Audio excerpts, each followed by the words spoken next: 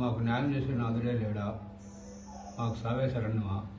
మాది పాత మాధవరం మునగ ప్రాంతం.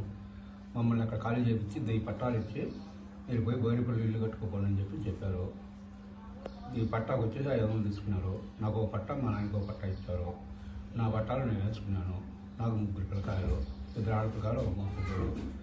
మా పెద్ద కూతురు పెళ్లి చేశాను. నాకు స్థమత లేక నా స్థలంలో కొంత స్థలం ఇచ్చి ఆ పాప పెళ్లి చేశాను. పోతే పెళ్లి కావాలని పాప ఇంకో పాప నాది. నేను ముగ్గురు వేసుకుని చేనేత కార్మికుడిని. నేను బతుకుదేరు కోసం గర్భదేశం వెళ్ళాను. నేను లేని సమయంలో కొత్త పట్టాలు ఇచ్చారు. 2 పట్టాలు ఇచ్చారు. నాదొకటి, మా నాయనదొకటి. నా పట్టా మా భార్యకి ఇచ్చారు. మా నాయన పట్టా ఇవ్వలేదు. 2 పట్టాలు ఒకరికి ఇవ్వమన్నారు. ఆ పట్టాలు తీసుకోమన్నారు. వాళ్ళ దగ్గర నుంచి వీళ్ళు ఏ విధంగా తీసుకున్నారో మాకు తెలియదు. తీసుకొని అదే నెంబర్తో, మా నాయన పట్టా నెంబర్తోనే కొత్త పట్టా అనుమతి పట్టా చేయించుకొని మా స్థలం కబ్జా చేశారు. మేము రెవెన్యూ ఆఫీస్కి పోయినాము, ఎంఆర్ఓ దగ్గరికి పోయినాము, సబ్ కలెక్టర్ దగ్గరికి పోయినాము, కలెక్టర్ దగ్గరికి పోయినాము. ఆ ఇల్లు మొదలుపెట్టకుంటాను మేము తిరుగుతూనే ఉన్నాము. వాళ్ళు పాకిస్తాన్లో ఉన్నా అని చెప్పి వాళ్ళు టైం చెప్తూ వచ్చినారు మాకు. వాళ్ళు టైం చెప్పే కొద్దీ ఇల్లు పని గవాబా చేసి ఇల్లు నిర్మాణం జరిగిపోయింది. వాళ్ళు ఇల్లు కట్టుకుంటుంటే మేము పోయి అడిగినాము.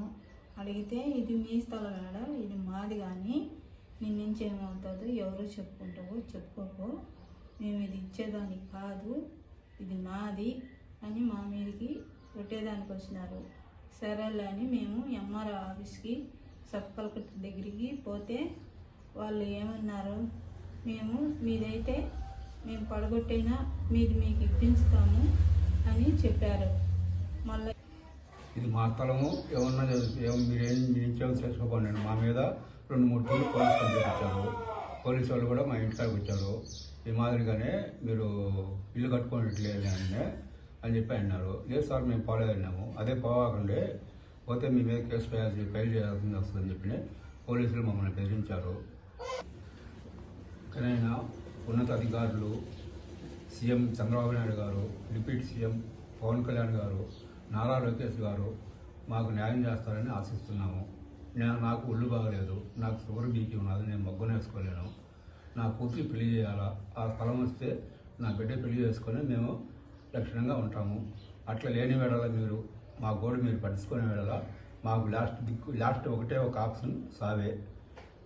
దయచేసి మిమ్మల్ని కోరుకుంటున్నాము.